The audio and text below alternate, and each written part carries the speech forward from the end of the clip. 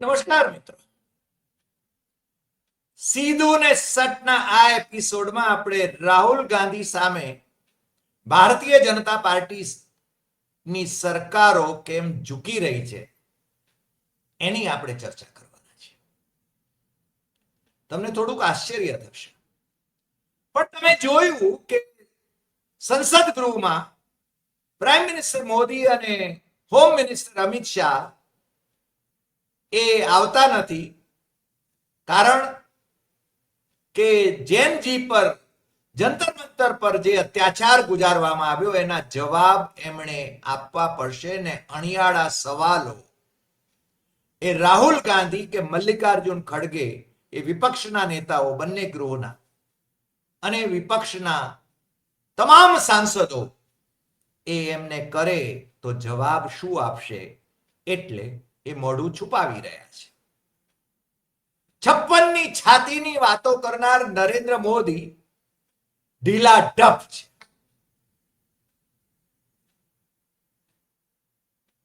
હવે રાહુલનો સિતારો ચમકી રહ્યો છે એમ જ્યારે આપણે કહીએ ત્યારે, અને રાહુલથી મોદી શાહ ડરી રહ્યા છે એમ કહીએ ત્યારે અંધભક્તો માને કે ન માને, અંધભક્તોને તો આંખ, કાન અને દિમાગ એ છે નહીં.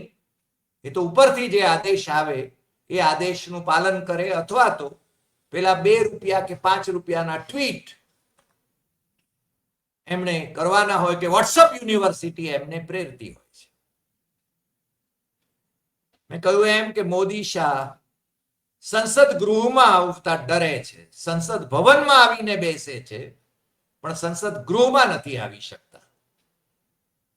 આમે મોદીને સંસદ ગૃહમાં આવવાની આદત તો માત્ર ભાષણ કરવા માટે અને કોંગ્રેસને ભાંડવા માટેની હતી. અને પેલી કોંગ્રેસી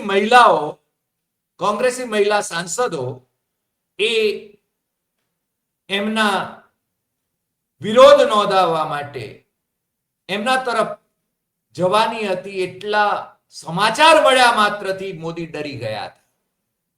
અને પછી મોદી બહાર જવાબ આપે છે, બહાર આક્ષેપો કરે છે, અરે પ્રાઇમ મિનિસ્ટર થવું હોય તો મહિલાઓનો આશરો ન લ્યો, લોકોનો મત મેળવવો પડે, લોકોમાં તમારે જીતવું પડે. અરે તમે કઈ રીતે જીતી રહ્યા છો એ તો હવે આખી દુનિયાએ જોઈ લીધું છે. હવે પોલ ખુલ્લી પડી ગઈ છે અને એટલા માટે એક માણસ રાહુલ ગાંધી એ આંખમાં આંખ નાખીને એને સવાલ કરે છે ને ભાગતા કરે છે. છાત્રો કી ગુંજ આ કાર્યક્રમ એમણે રાહુલ ગાંધીએ કોટામાં કર્યો ત્યારે તમને ખ્યાલ છે કાર્યક્રમને ફ્લોપ કરવા માટે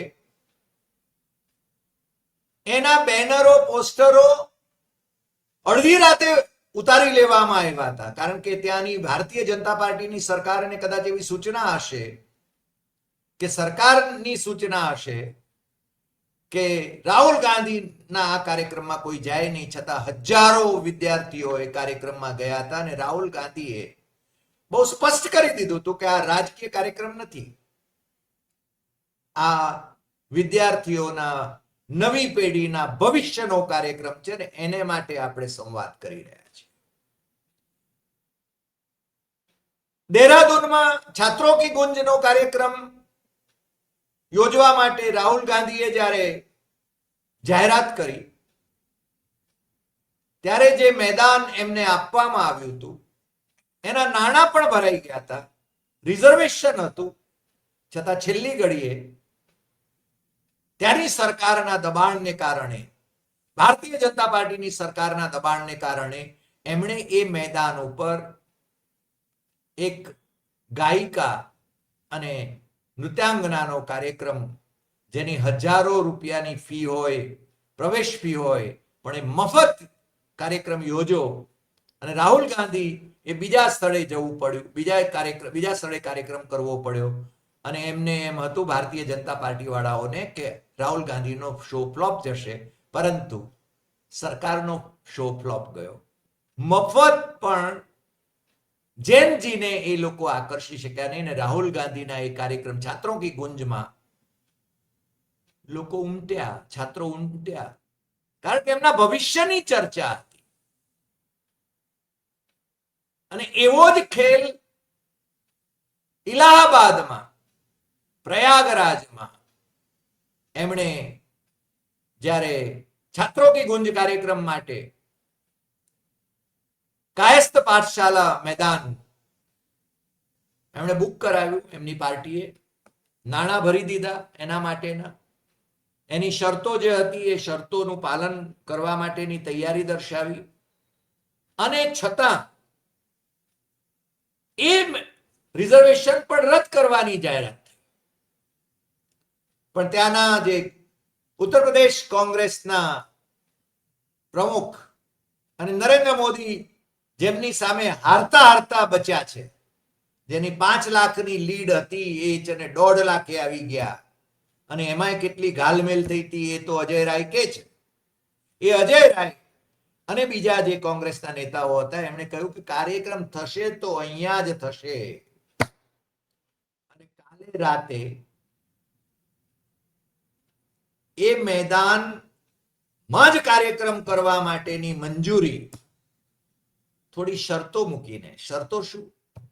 પ્રશાસન મંજૂરી આપે. હવે એ તો પ્રશાસનને મંજૂરી આપવી જ પડે, લીડર ઓફ ધ ઓપોઝિશન છે. બીજું કે કોઈ પાર્ટીના એમ કે અહીંયા પોસ્ટરો ન લાગવા જોઈએ, તો રાહુલ ગાંધી ના પોસ્ટરો, પાર્ટીના પોસ્ટરો નથી લગાવતા. જખ મારીને એમણે એ મેદાન માટે મંજૂરી આપવી પડી છે. અને આવતીકાલે સાંજે 5 વાગ્યાથી ત્યાં હજારો વિદ્યાર્થીઓની હાજરીમાં રાહુલ ગાંધી છાત્રો કી ગુંજમાં સંવાદ કરવાના છે. રાહુલ ગાંધી જેનજી સાથે કનેક્ટ થઈ ગયા છે. અને એમણે બીજો એક ધડાકો કર્યો છે, કારણ કે પ્રાઇમ મિનિસ્ટર મોદી એમણે પેલો 20 જુલાઈની બર્બરતા પછી જેનજીને ફ્રાન્સ વાળા વિડીયો થી આકર્ષવાની કોશિશ કરી, પણ જેનજી વાળા કે છે કે વી આર નોટ ફ્રેન્ડ્સ, તમે તો દાદાની ઉંમરના છો. પણ રાહુલ ગાંધીની સાથે એ લોકો કનેક્ટ થાય છે. રાહુલ ગાંધીની સાથે કનેક્ટ થાય છે. અને સોશિયલ મીડિયામાં તમે જોઈ રહ્યા છો, ઇન્સ્ટા ઉપર પણ રાહુલ ગાંધીએ બહુ સ્પષ્ટપણે લખ્યું, ગઈકાલે જ એમણે જાહેર કર્યું કે students, Gen Z, I am here to listen. Ask me anything on Instagram and I will answer as many questions as I can. આ રાહુલ ગાંધીની પોસ્ટ જે હતી એ પોસ્ટ, એની સાથે જે છાત્રો સાથે, જે છાત્રો પર અત્યાચાર ગુજારવામાં આવ્યો જંતર મંતર પર અને મુંબઈમાં, એ છાત્રો, એની તસવીર પણ છે. અને એ કહે છે, students, Gen Z, ask me anything and I will reply to as many questions. મને લાગે છે દુનિયાની અંદર આ પહેલો એવો રાજનેતા હશે કે જે કહે છે કે you can ask me any dam thing અને હું તમને તમારા શક્ય એટલા વધુમાં વધુ પ્રશ્નોના જવાબ આપીશ. મોદી 12 વર્ષમાં જવાબ આપ્યા છે કે મોદી પ્રશ્નો જ કરતા રહ્યા છે. નહેરુને કારણે નથી રાજ કરી શકતો.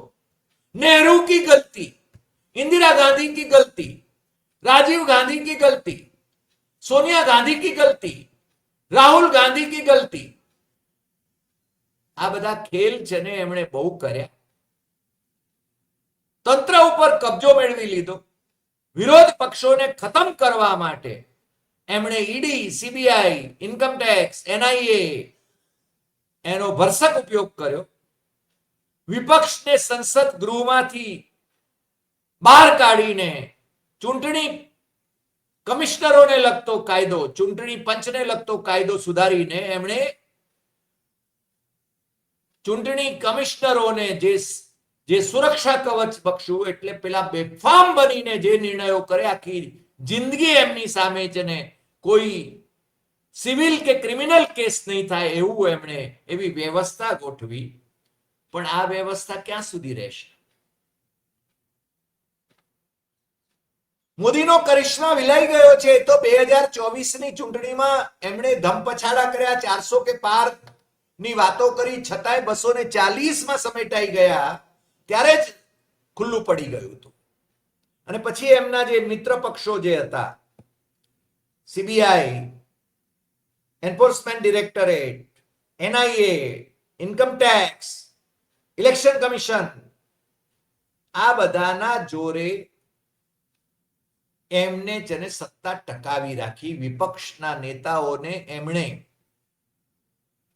જે રીતે જેલમાં નાખવાની વાત કરી, નિર્દોષ હોય તો પણ દોષિતોની સામે જરૂર પગલા લેવા જોઈએ, પરંતુ આ 10 વર્ષમાં માત્ર 2 જ રાજનેતાઓ, વિપક્ષી રાજનેતાઓની સામે એમની સરકાર એ જે કંઈ આક્ષેપો કર્યા અથવા તો જે ફરિયાદો હતી એમની સામે એ પુરવાર કરી શકે. બાકીના બધા સંખ્યાબંધ લોકોને અદાલતમાં એ કેસ પુરવાર ન કરી શક્યા, ભ્રષ્ટાચાર પુરવાર ન કરી શક્યા અને એ લોકો નિર્દોષ છૂટ્યા. એનો અર્થ એ થયો કે મોદી કઈ રીતે ધાક જમાવી રહ્યા છે, એ ધાક ને કારણે જ કેટલાક લોકો કોંગ્રેસ કે બીજા પક્ષોમાંથી ભારતીય જનતા પાર્ટીમાં જોડાયા અથવા તો બટુક પક્ષો એ છે ને એનડીએમાં જોડાયા. હવે એમનો પ્રભાવ છે ને ઓસરી ગયો છે. જૈનજીએ સાબિત કરી દીધું. અને જૈનજી એટલે એમણે પ્રેરિત જે આંદોલન કરવાની આખી કલ્પના કરેલી, એનાથી બહુ જ દૂર જતું રહ્યું એ આંદોલન. એ સોનમ વાંગચુક કે પછી અભિજીત દીપકેના કંટ્રોલમાં ન રહ્યું. એમણે એવું ઈચ્છ્યું હતું કે, અને આપણે ત્યાં હંમેશા આપણા વરિષ્ઠ સંપાદક અજય શુક્લ કહે છે એમ કે સત્તા પક્ષ ભી હમારા ઓર વિપક્ષ ભી હમારા. આજે એમનો ખેલ જે હતો એ હવે લોકોએ સમજી લીધો છે. અને જૈનજી જે છે એ જૈનજી એ બહુ જ મોટી વોટ બેંક છે અને એને છે ને એમણે એન્ટેગનાઇઝ કરી છે. એ બાબત પણ બહુ સ્પષ્ટ થઈ ગયું છે. હવે સવાલો થવાના. 12 વર્ષમાં આખો દેશ મૂંગો થઈ ગયો, ડરતો થઈ ગયો. એવો ખેલ જેને મોદી શાહે રચ્યો, એમની સરકારોએ રચ્યો, એમના તંત્રે રચ્યો. બહુ ઓછા લોકો બોલી શકતા હતા. મીડિયા પર કંટ્રોલ જમાવી લીધો અને તાનાશાહી સ્થાપિત કરવાની દિશામાં એ ખૂબ આગળ વધી ગયા. પણ આ જૈનજીના આંદોલને એમને એમના પાણી કેટલા પાણીમાં છે એ બતાવી દીધું. હવે રાહુલ ગાંધી વિપક્ષના નેતા એ રોજ કંઈક જે સ્ટ્રેટેજી કરે છે એમાં છે ને મોદી શાહ છે ને અટવાયા કરે છે. અને એટલા માટે જ લોકસભામાં વિપક્ષના નેતાની સાથે સંવાદ સાધવા માટે અથવા તો એને મનાવવા માટે જે કિરણ રિજિજુ સંસદીય બાબતોના મંત્રી છે એ વારંવાર એમનો સંપર્ક કરે છે. પણ આ જ કિરણ રિજિજુ એ કોંગ્રેસી હતા. કોંગ્રેસમાંથી ભાજપમાં ગયેલા, ભાજપમાંથી પાછા કોંગ્રેસમાં ગયેલા, કોંગ્રેસમાંથી પાછા ભાજપમાં ગયેલા અને મોદીના મેન ફ્રાઈડે બન્યા છે. રાહુલ ગાંધીને ભાંડે છે અને રાહુલ ગાંધીને 50 મિનિટ સુધી રાહુલ ગાંધીના કાર્યાલયમાં મળીને વિનવણી કરીને સમજાવવાની કોશિશ કરીને એ પોતે જ્યારે બહાર આવે છે અને વાત રાહુલ ગાંધી એમની સ્વીકારે એમ નથી એવું લાગે છે ત્યારે એ કહે છે કે રાહુલ ગાંધી તો ગાળો બોલે છે. હવે રાહુલ ગાંધીના મોઢે ક્યારે ગાળ આવે એવું તો સવાલ નથી, કોઈએ જોયું નથી. રાહુલ ગાંધીએ ક્યારે ગાળ કોઈને બોલી હોય એવું નથી, કારણ સંસ્કારી માણસ છે. હા, રાહુલ ગાંધી સીધો સવાલ કરે છે. એને સવાલ કર્યો છે, PM Modi and Amit Shah, you can not threaten જૈનજી into silence. First you broke their bones. Now you are filing FIRs and taking down their accounts. You are India's past. Be careful about how you treat India's future. અરે મોદી, તમે તો અતીત થઈ ગયા છો, તમે ઇતિહાસ થઈ ગયા છો. ભારતના ભવિષ્યની સાથે ચેડા નહીં કરતા. આ જેનજી ભારતનું ભવિષ્ય છે અને હું ભારતના ભવિષ્યની સાથે ઉભો છું. એમના હાડકા તમે ખોખરા કર્યા, એમની સામે એફઆઈઆર કરી, એમના જે અકાઉન્ટ સોશિયલ મીડિયામાં જે અકાઉન્ટ હતા એ તમે છે ને બંધ કરાવ્યા. આ ન ચાલે મોદી, શાહ, આ ન ચાલે. એ હજુ આગળ સવાલો કરે છે, કારણ કે રાહુલ ગાંધી જ પડકારી શકે છે મોદી શાહને. એ કહે છે, how dare you threaten students for exercising their democratic rights. Please note, you are the ones that will be held accountable when the time comes. Delhi university અને બીજી યુનિવર્સિટીઓએ કહ્યું કે જે વિદ્યાર્થીઓ આ જેનજીના આંદોલનમાં ભાગ લેશે એમની સામે પગલાં લેવામાં આવશે. તો રાહુલ ગાંધીએ કહ્યું કે how dare you threaten students for exercising their democratic rights. હવે તો વિવિધ યુનિવર્સિટીઓમાં સંઘનિષ્ઠ વાઇસ ચાન્સેલરો બેઠા છે અને એવા વાઇસ ચાન્સેલરો બેઠા છે કે જેમાં સંઘ પરિવારના સંગઠનો એમને ભ્રષ્ટાચારી કહી રહ્યા છે. ગુજરાત યુનિવર્સિટીનો દાખલો તો આપણે ચર્ચા કરી ગયા છીએ.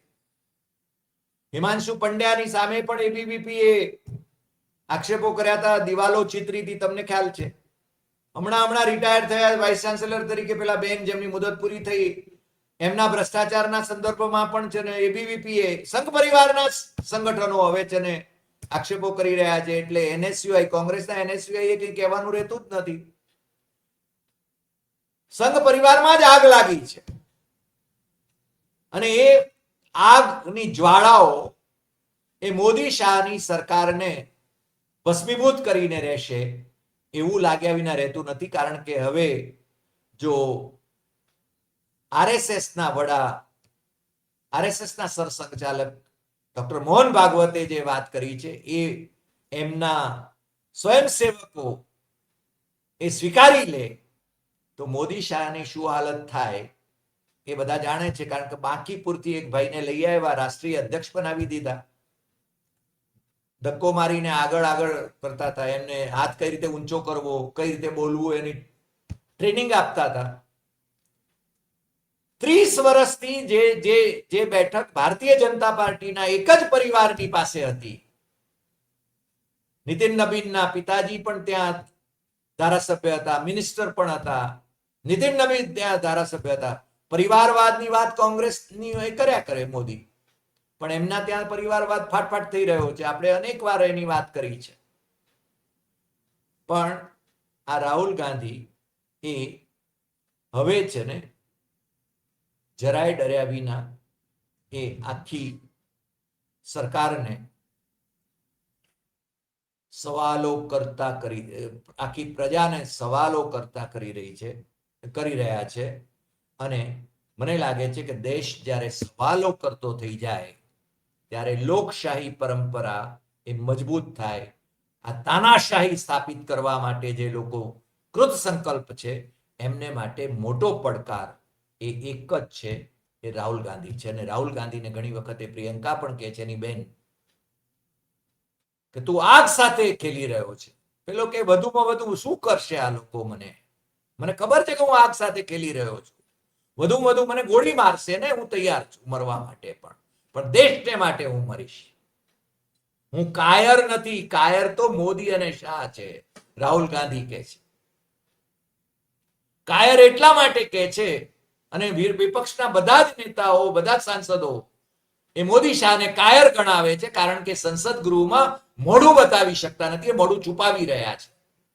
સંસદ ભવનમાં આવી રહ્યા છે, એમના કાર્યાલયમાં બેસી રહ્યા છે, પરંતુ સંસદમાં આવીને આ જેનજી પર, જંતર મંતર ઉપર કેમ અત્યાચાર કર્યા, સિવાનમાં AK-47 માંથી ફાયર કરીને કેમ વિદ્યાર્થીઓને ઘાયલ કર્યા, કેમ વિદ્યાર્થીઓ પર અત્યાચાર કર્યા, એના જવાબો આપવા માટે એ બંધાયેલા છે. એ જવાબો આપવાની સ્થિતિમાં નથી. ધર્મેન્દ્ર પ્રધાન તો બલીનો બકરો બની ગયો. હવે વારો અમિત શાહનો છે અને અમિત શાહે પ્રાઇમ મિનિસ્ટર થવું છે. મોદીને અમિત શાહ સ્પર્ધક પણ લાગે છે. બંને વચ્ચે કેટલો મેળ છે એના વિશેની એ ચર્ચાઓ ચાલી રહી છે.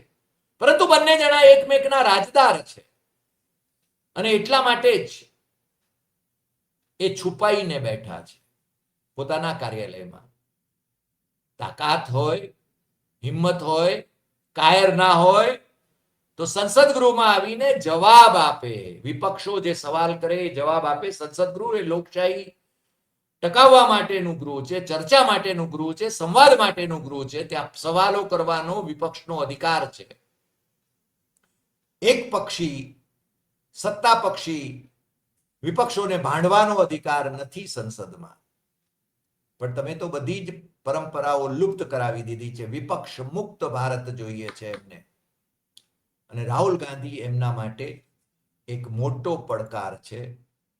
અને એટલે જ હવે રાહુલ ગાંધીએ જે વાત કરી છે કે જૈનજી સાથે સીધું સંધાણ. તમે ઇન્સ્ટા ઉપર મને જે સવાલ પૂછવો હોય એ પૂછજો, હું શક્ય એટલા બધાના જવાબ આપીશ. રાહુલ ગાંધી સત્તાધીશોના આંખમાં કણાની જેમ કૂચે એ સ્વાભાવિક છે, કારણ કે મોદીની ગેમ પણ છે ને એ ફ્લોપ કરે છે. કર્ણાટકમાં કે ઝારખંડમાં પેપર લીક થાય અથવા તો કંઈક વિદ્યાર્થીઓનું આંદોલન થાય તો રાહુલ ગાંધી એમ કહે છે કે તમારે જઈને સત્તાધીશોને કહે છે કે તમારે જઈને સાંભળવા જોઈએ. કર્ણાટકના ચીફ મિનિસ્ટર ડીકે શિવકુમાર એ વિદ્યાર્થીઓને સામે ચાલીને મળવા જાય છે.